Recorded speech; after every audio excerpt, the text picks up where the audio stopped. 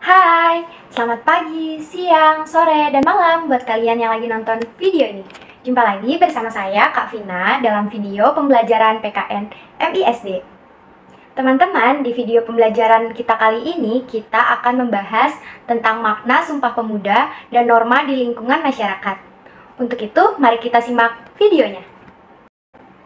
Yang pertama, kita akan membahas makna satu nusa, satu bangsa, dan satu bahasa.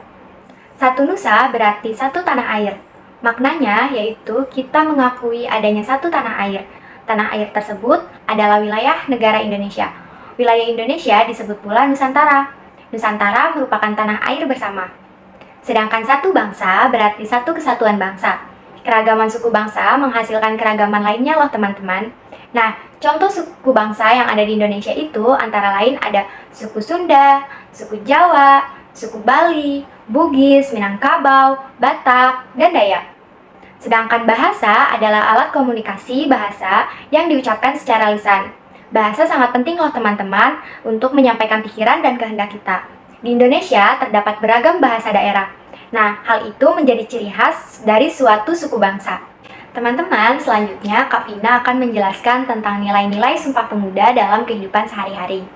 Nah, tanggal 28 Oktober tahun 1928 merupakan peristiwa sejarah yang masih dikenang oleh bangsa Indonesia sampai saat ini, yakni peristiwa Sumpah Pemuda. Ada sangat banyak loh nilai-nilai yang dapat kita petik dan juga banyak cara yang dapat kita lakukan dalam mengamalkan nilai-nilai Sumpah Pemuda tersebut. Nah, kalau misalnya ditanya, apa aja sih Kak contoh atau perilaku kita dalam mengamalkan nilai Sumpah Pemuda itu? Untuk itu, mari kita bahas satu persatu. Nah, contoh yang pertama itu adalah di lingkungan keluarga. Nah, kita bisa mengamalkan nilai-nilai Sumpah Pemuda dengan saling menghormati, saling menolong, saling menghargai, dan juga saling menyayangi antar anggota keluarga, serta bekerja sama bahu-membahu menyelesaikan pekerjaan yang ada di rumah. Sedangkan di lingkungan sekolah, kita bisa melakukannya dengan tekun belajar untuk meraih cita-cita. Dan juga kita menghindari perkelahian antar siswa maupun antar sekolah. Materi selanjutnya mengenai aturan-aturan atau norma yang berlaku di lingkungan masyarakat.